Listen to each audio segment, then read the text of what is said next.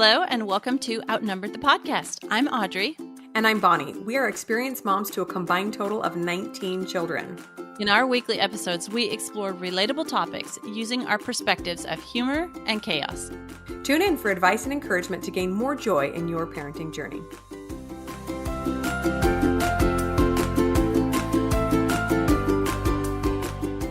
Hey everybody, welcome back to Outnumbered. We are thrilled to have another guest episode for you guys today. Welcome to Lisa Andrews. Thanks for joining us, Lisa. Hey, thanks for having me. So I actually have the privilege of knowing Lisa in real life, and she is a gem. She is one of those quiet types that is silently hilarious when you get to know her, that she's really, really fun to talk to. And we've done some traveling together, and Lisa is actually an expert on travel. So Lisa, why don't you give us a little intro about yourself? Okay, well, thanks for having me here. It is kind of funny to think I'm an expert on traveling, but I guess self-proclaimed expert because I do have a podcast all about family travel over at This Travel Tribe. And I really just love sharing tips that help families get out and travel more and make it easier for them. I do have 3 kids, and we have traveled with our kids all throughout all different ages. They unfortunately are now older, and our youngest just left for college, which is a little bit sad. I should have been more like you two and had a bunch of kids instead of just 3, because then I'd still have a house full of kids. But we still enjoy them, and we still get together with them, and they still come home. And whenever we plan a trip, they're always willing to join us.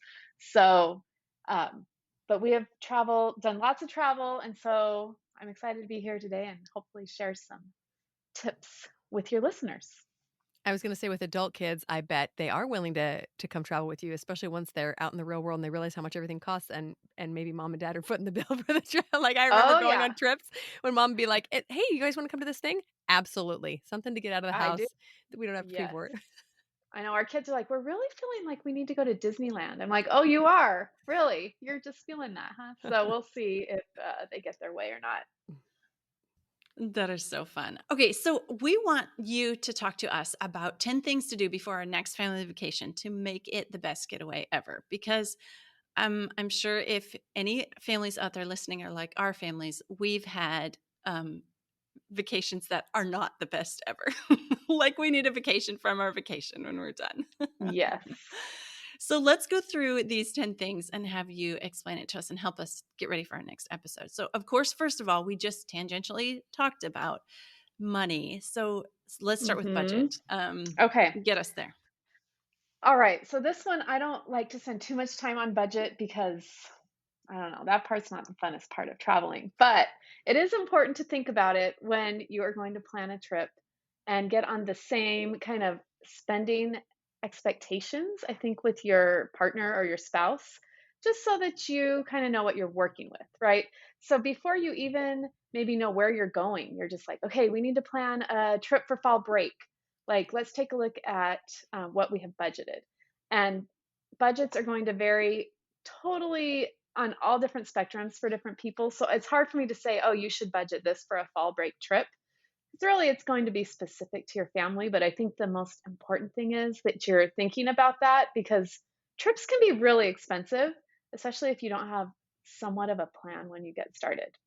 So just talking to your spouse and having kind of a general budget in mind, and that will kind of help determine where you're able to go as well. And so that will kind of help drive the type of vacation.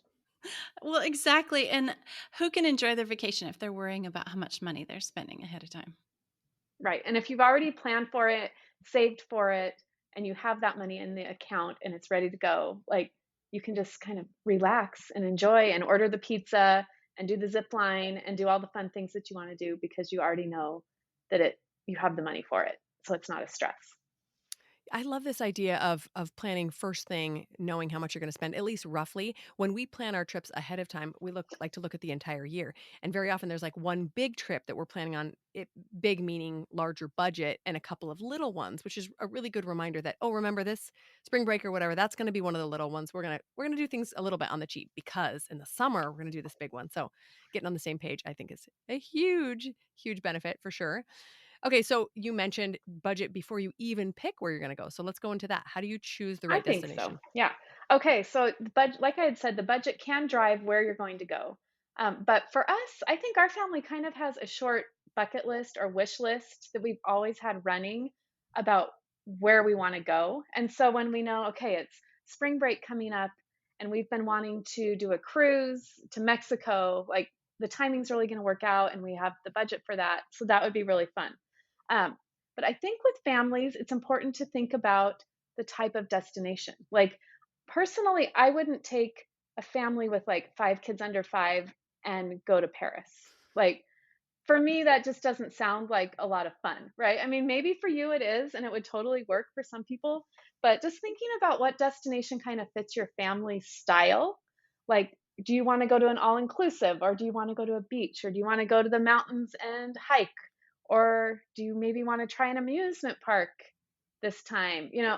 And so just kind of having a list of things you think works for your family at your kids' certain ages, I think can be really helpful and kind of helping guide what you want to do. And the great thing about vacations is there aren't really rules, right? You can just think about what sounds fun and what fits in your budget and then go and do it.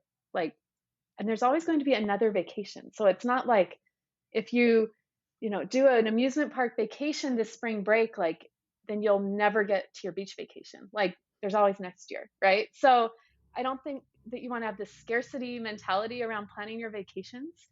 Just like have your list and then kind of work off of it and take ideas from your kids, or from your friends that have done fun vacations that really worked out well for them. So asking around for different ideas from friends. But honestly, I think most of us here are probably fairly privileged living, in the United States, and we hear about lots of fun vacations to national parks or to like landmarks or to go to Washington D.C. or New York City. Like there's so many great options. I don't think you can go wrong. Oh, I love that. And I love the reminder that there are different phases of life for different vacations, right? If you've ever been a mom taking small children on a vacation that was not very relaxing, okay, next time I think we're just going to get a cabin and hang out. We're not going to do an amusement park every time because that's exhausting for mom. Yeah. So brilliant. I'm thinking about our next one, and Okay. that is finding great accommodations. So once you've decided where you want to go, I think that one of the first things you want to do is think about where you want to stay. And for families, I think that differs than just a couple's trip. For us, we have loved finding vacation rental homes like through VRBO and Airbnb. I love having a kitchen when I travel, and I love having a washer and dryer. I think those two things can be game changers for just making it so much easier and more like less stress when you travel. So I highly suggest looking at those. I know some people are nervous about Airbnb. We've always had good experiences. So um, I think if you read a lot of reviews, if you message the owner with any questions you have ahead of time, it can really help like set it up to be a really successful experience. But then there are also a lot of hotel options, that families can find, like with different suites. Kind of, I personally, when we stay with kids, I don't like to all be in the same bedroom all together just because little ones go to bed at different times. And then if they go to bed, it's like, oh, okay, I guess we're going to turn off the lights now and everyone's going to go to sleep. So personally, I like to at least have a separate sleeping space for the kids, like a lot of Marriott's have like those like Homewood suites or something like that, where it's like a tiny little kitchen and family room and then doors and a bedroom. So looking for places like that, I think makes traveling with families so much more enjoyable for everyone involved. Okay, so both of those two, um, when you are looking at it from the perspective of a large family, both choosing a destination and finding great accommodations have special challenges when you have a large family involved. We, however, have a back episode. We'll link it in the show notes where we talk about family friendly activities that are great for like all ages.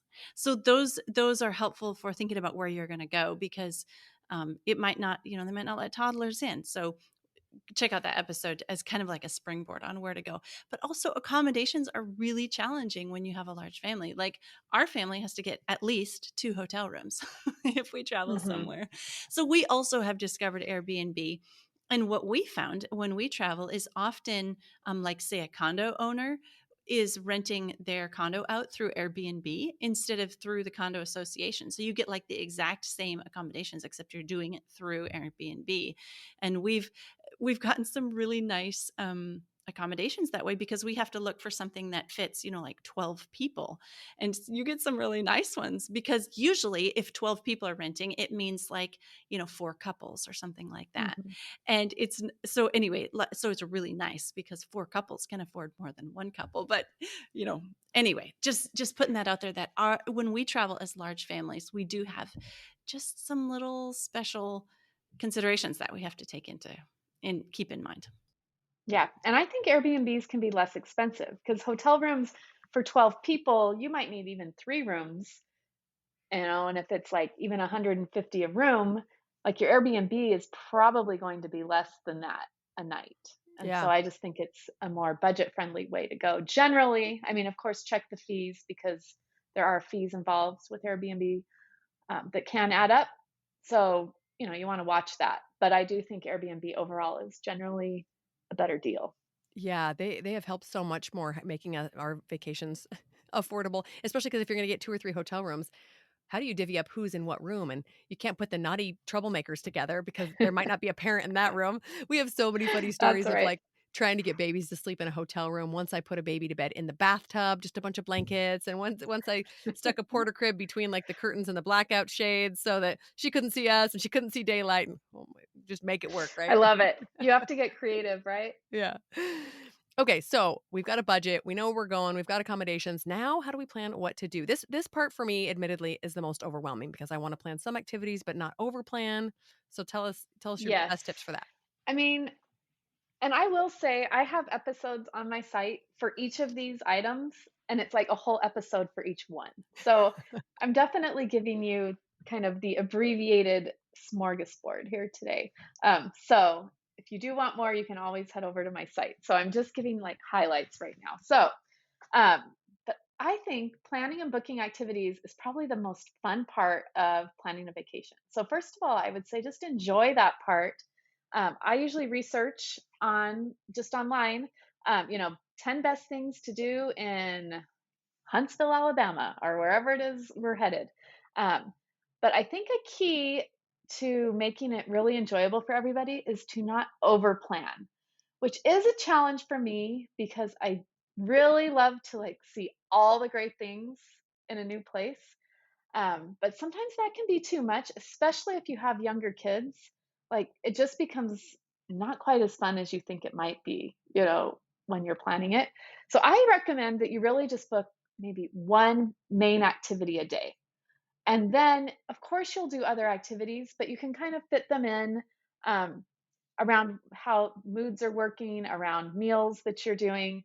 Maybe your family decides that you all want to go ziplining. Like everyone's old enough and they weigh enough, and like you've reached that point and you're all going to do that. So that could take up your morning, but then that leaves the afternoon for other options. Like maybe you run into somebody at lunch and they are like, hey, you guys should go check out this beach over here. This is really fun. Or this museum is really great for kids. And I think that it just allows for a little bit of serendipity to happen if you haven't over planned yourself.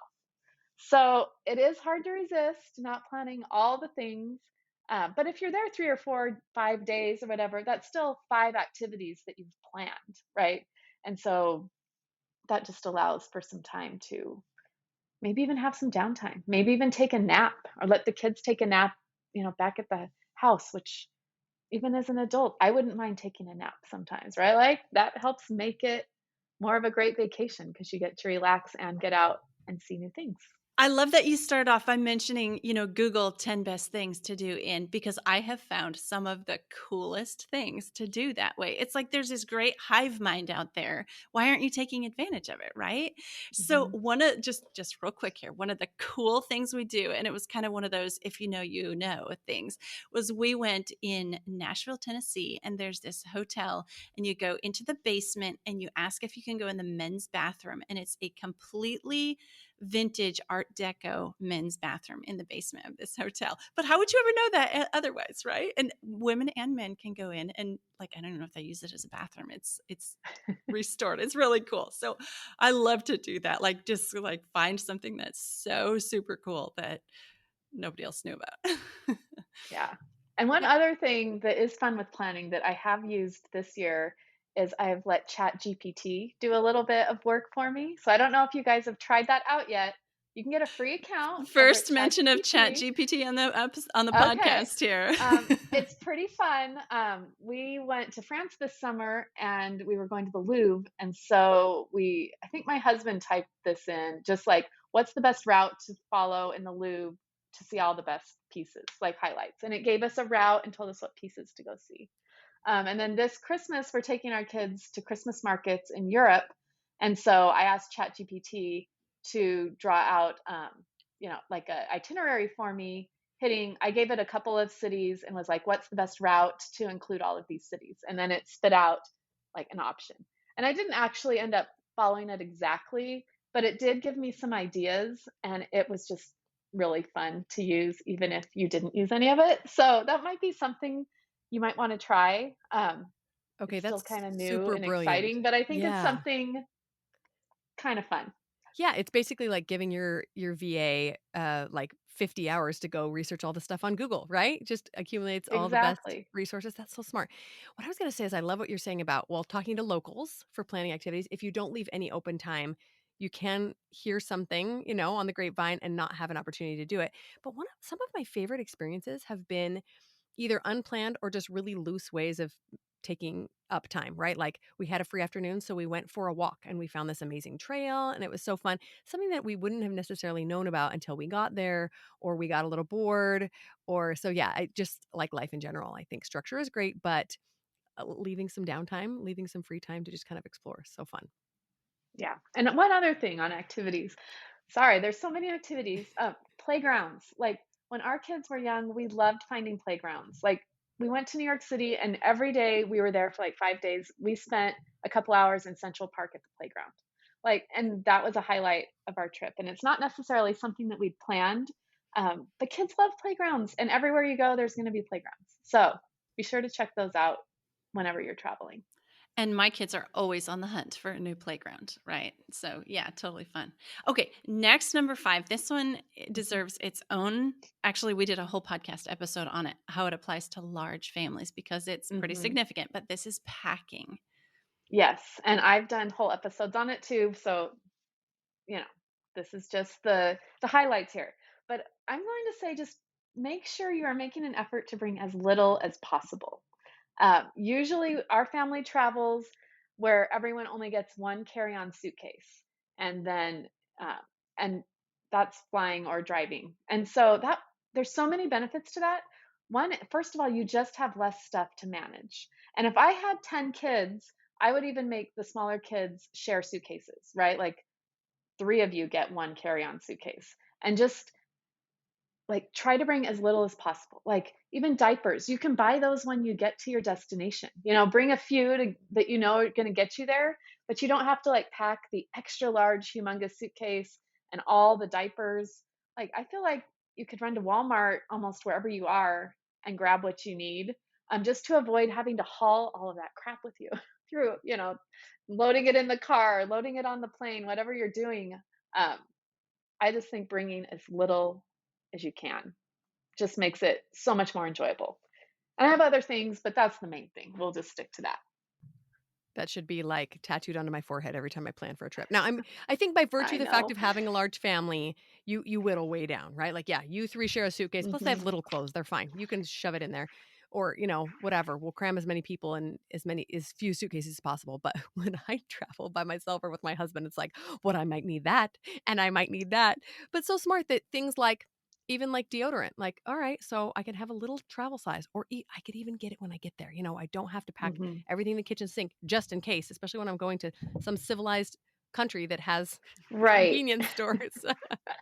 Brilliant. I know. Yeah. I mean, I have overpacked. I'm not saying I haven't, but since we have gone to this carry-on method, it's been so wonderful. Yeah. Yeah. You can So, also make a mad dash for a late plane, or you can, and heaven forbid it gets lost, which it always does at some point in your mhm. traveling journey, less stuff to lose. So smart. Exactly. I always have my stuff with me. So that's another bonus. Okay, so should we move on to number 6? Let's do it. All right. So next up is healthcare. When you're traveling with kids, someone's probably going to get sick, right? So there are just a few things to keep in mind. I would always bring your health insurance card along with you, or at least a picture.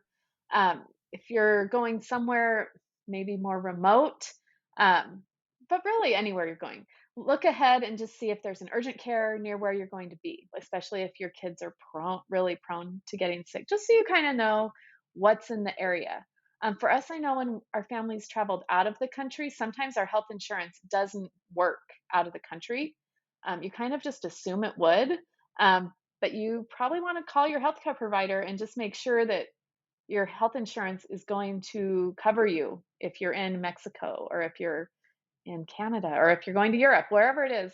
And if they're not going to cover you, I recommend getting some travel insurance that at least includes, like, I don't know, the what catastrophe type coverage, right? Like, I don't know, your kid breaks their leg and needs surgery. Like, you definitely don't want to have to pay for that out of pocket in Mexico, or, just things like that. So we have bought travel insurance several times. Luckily, knock on wood, we've never had to use it. Um, but when we're doing these bigger trips out of the country, I think it's good to just make sure that you do have a healthcare plan in mind, um, just in case. And I think that just gives you peace of mind.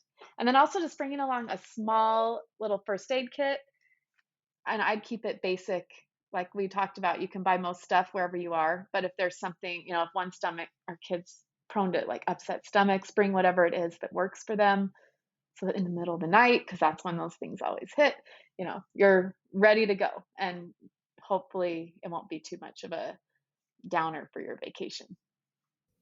Right. Good tips. Good tips. Okay. Let's move on to something that I absolutely adore about traveling, and that's not having to do all the cooking myself. So let's talk about dining. Yes. Okay. So food is one of the most fun things of vacation. Like, I love food and eating at new places. So, but when you're traveling with a lot of kids, you definitely do not want to eat out all 3 meals a day.